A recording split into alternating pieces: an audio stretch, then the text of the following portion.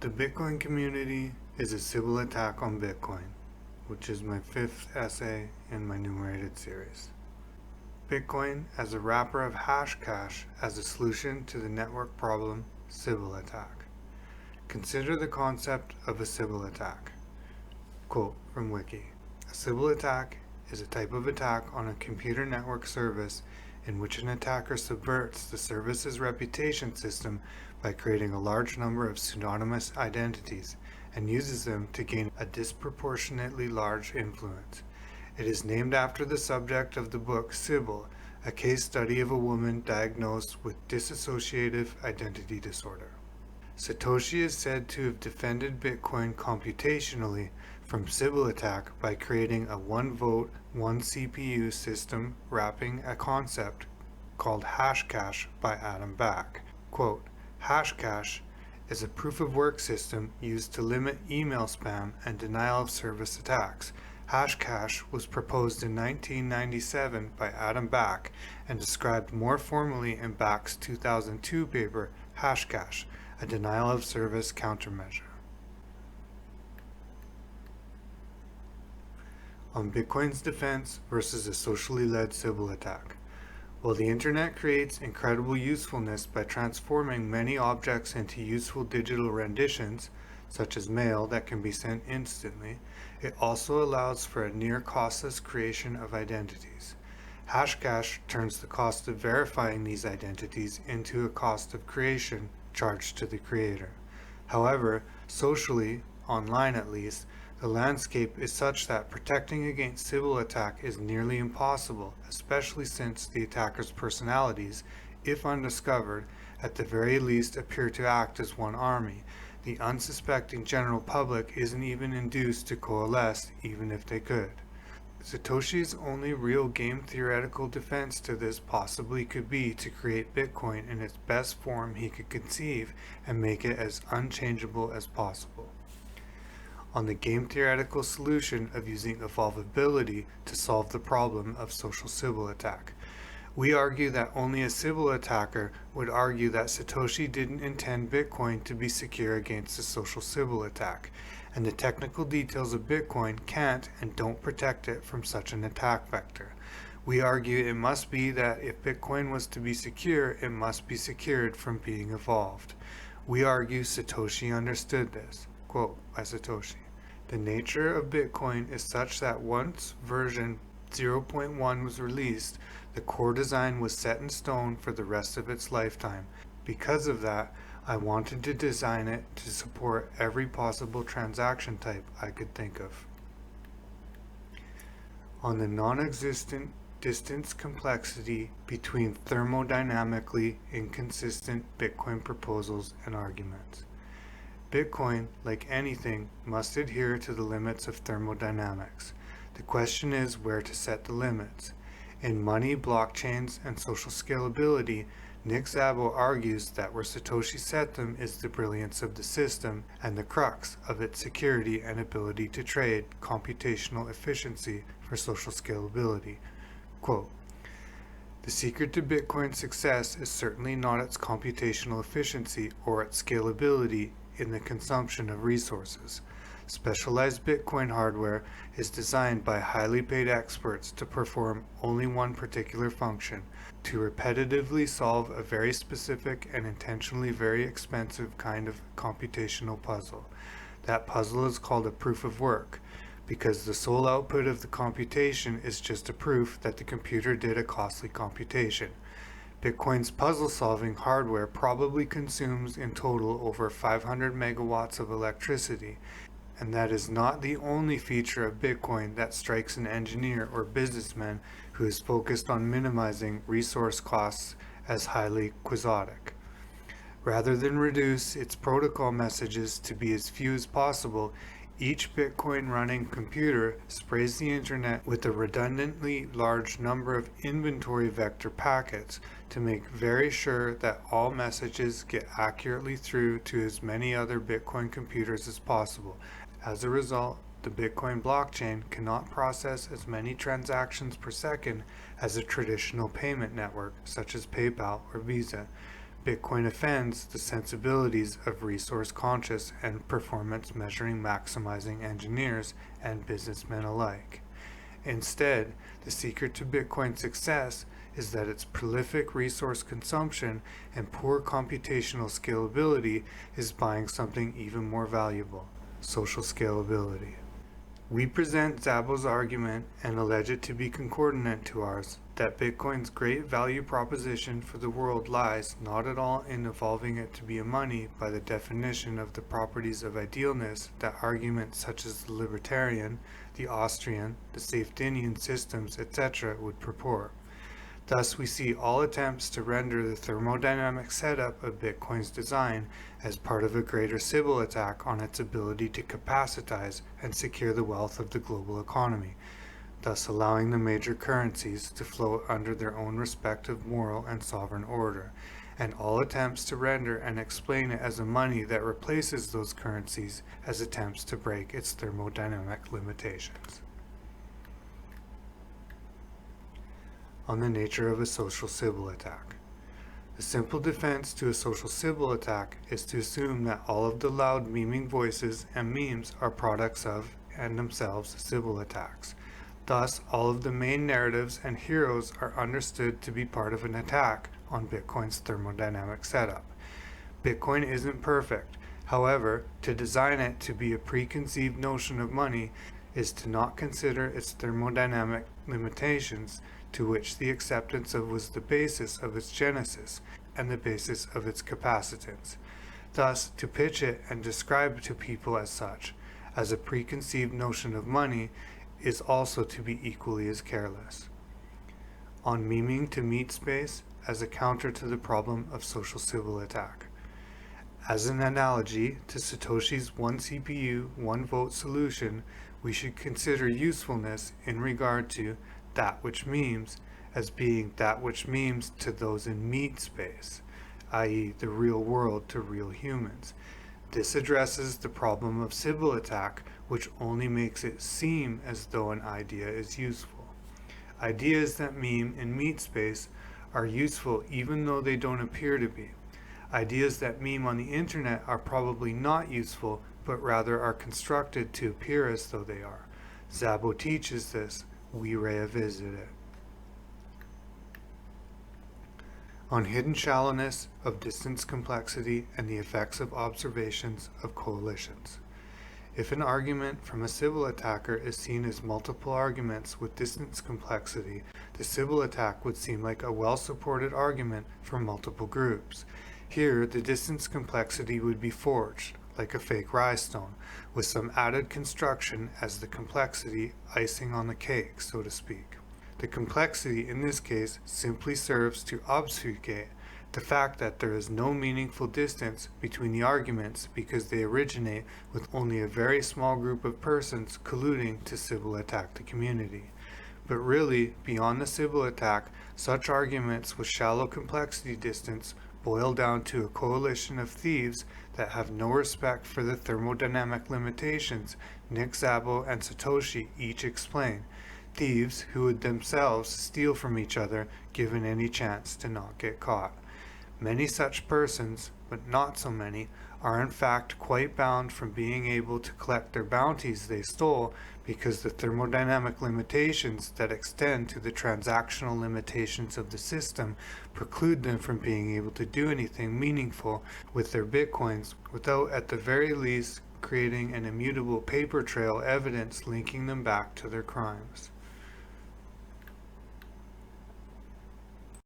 On the shallow complexity between libertarians and criminals that tout highly evolved Bitcoin transactional capacity.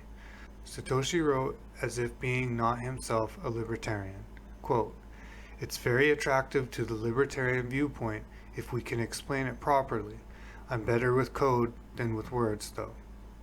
And indeed, a libertarian Bitcoin faction arose, and later in vocal opposition to attempts to directly increase the block size of Bitcoin in order to increase the transactional limits. As increasing the block size limit obviously, we see it as obvious as this essay isn't part of the Sybil attack. breaks the security of the thermodynamic setup of the system, the libertarian faction of the opposition argued Bitcoin could be scaled on layers. But of course, the libertarian voice of Bitcoin is simply a few early adopters that dramatically don't want to pay capital gains. They too have made their bounty, and rational self-interest and linear nature of the utility of money suggests that it is in their greatest desire to want to exchange their volatile asset for one that is socially stabilized. They of course need the general public to believe otherwise, because then they don't have the self-fulfilling prophecy argument in which they can pass on their perceived capacitance through. So the libertarians and the criminals are together part of the Sybil attack that has no concern for Bitcoin's thermodynamic limitations. On Safetinians, as a Sybil attack, and Safety's lack of concern for Bitcoin's thermodynamic properties. Bitcoin is not the most saleable good, nor should we necessarily expect it to be. Our fiat money is, by the very definition of it. In Safety's system, this is blasphemy because it exposes his system as being inconsistent. He wraps these things with swear words in his system. This is because he doesn't get to take unsuspecting people's money if they begin to consider these things. The way out of strife, he will tell you, is to hate your money and give it to me in exchange for my conversion of you to my religion. All other economic theories, he will tell you, are blasphemy. Anthropology must be blasphemy then too, as both anthropology and economics explain how his theories are wrong. Bitcoin as the global capacitor that allows our global currencies to free float morally. In Safety's system, the fiat system forever and always is imploding into an infinite death of value, and this is why you must give him your terrible fiat. Not in exchange for the good Bitcoin, but for the knowledge to understand that your fiat is terrible and not to understand it in any other way. His system precludes Bitcoin's use of a global capacitor as the design principles are wholly different from the base layer perspective. We expect he will argue his system is rather conducive, and we will explain here why it is not. None of this matters to Safety as long as his audience believes that Bitcoin can replace fiat, and so they should quickly give their fiat to him so he can teach them more about how to do so and think this way. Safety joins the shallow Sybil attack that Bitcoin can be a global capacitor and a universal money that replaces fiat, but through evolution of layers. Our works explores the value of Bitcoin as a global capacitor, understanding that it can't also serve the role of a universal currency for every person's individual transactions, as its thermodynamic limitations don't allow it to serve as such. This is something we argue that was understood by Nick Szabo, Hal Finney et al., of those involved in the work cited and surrounding the genesis of Bitcoin, and that also that John Nash at least implicitly understood this, as we will outline and explain by extending Hal Finney and Nick Szabo's work via synthesis with John Nash's works, Ideal Money. We wrap Bitcoin in Ideal Money via Szabo, Finney, and Selgin, among others. Jal wraps Nash, wraps Szabo, wraps Finney, wraps Selgin, wraps Bitcoin.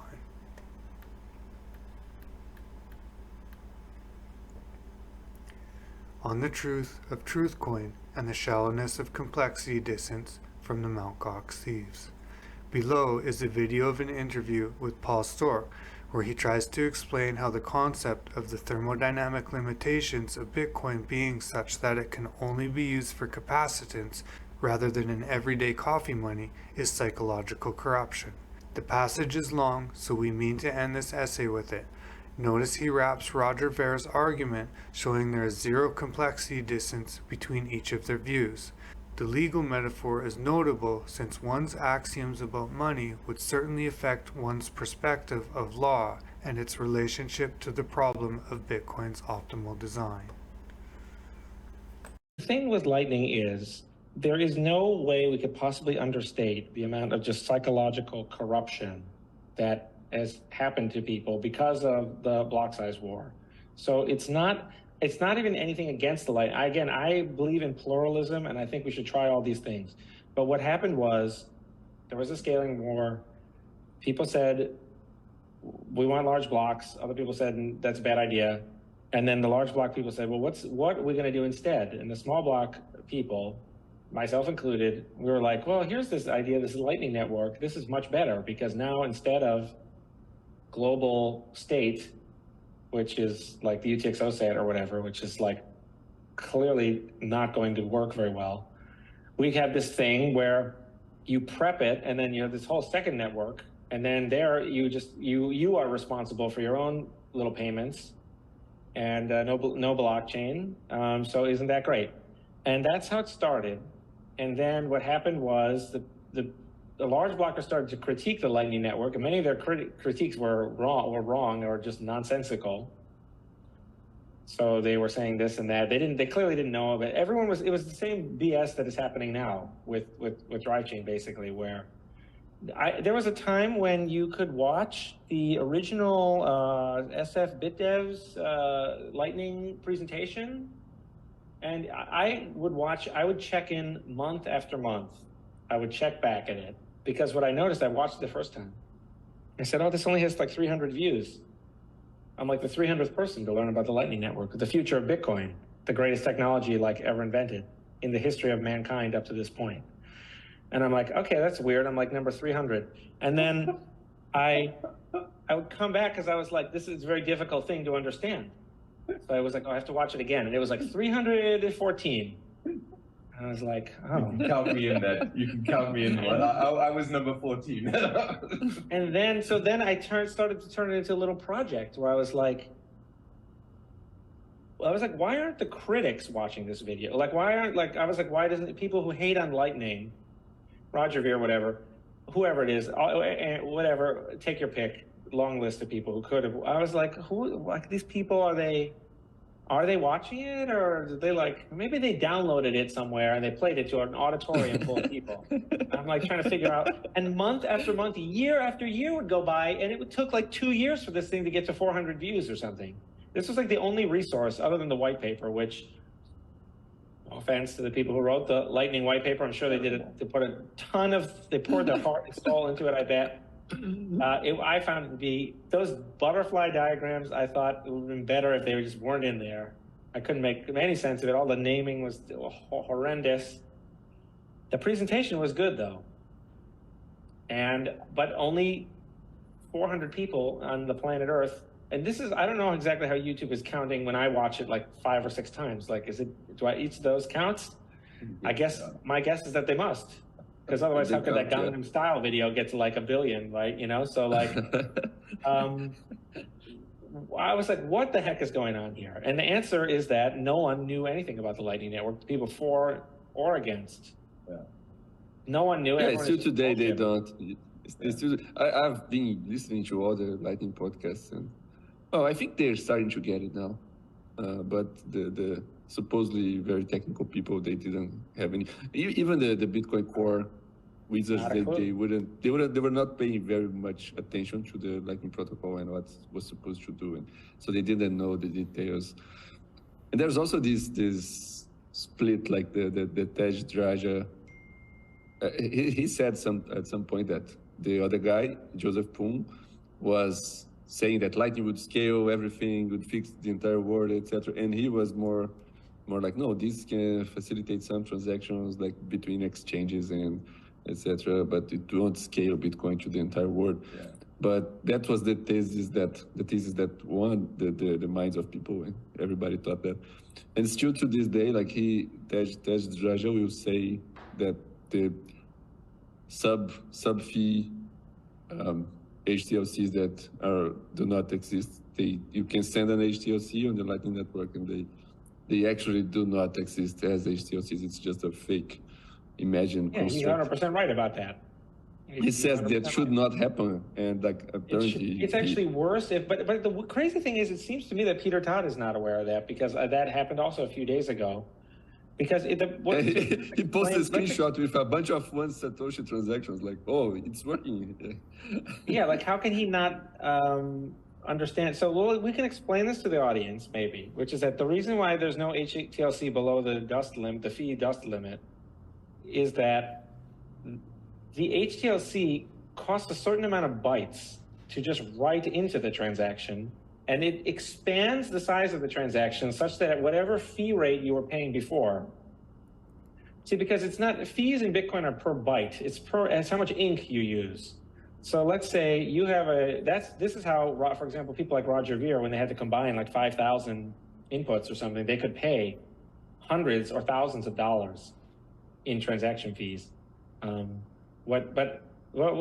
try to explain this here, which is that let's say you planned on spending 50 cents for a 220 byte transaction. And at that rate, 50 cents per 220 bytes, the HTLC, for you to route this payment, the payment, if you were to broadcast this on chain, let alone for what it would take for you to later redeem it by selecting it as an input and providing the script. I'm not sure if this is going to do a good job of explaining it, but I'm going to try, and maybe Stuart, you can tell me if anyone in the audience is going to get this or whatever. The amount of ink needed to write down the HTLC will cost more than the whole thing is worth. Because the thing is worth 5 cents. But now to broadcast it on L1 is going to cost you 25 more cents. The whole point of having the HTLC is so you can claim that 5 cents if someone screws you. But there's no reason to ever do that when it would cost 25 cents in ink to write it down and then another 50 cents in ink to later redeem it. It would cost you more. It's like it's like going to court and someone hits your bike or dings your car and you need to sue them for $50, but the court, taking them to court, there's a fee to get into the court that is $800. Well, you can't tell the person, well, I'm going to take you to court. They know you won't because I think you hit it on the head, man. I think you hit it on the head.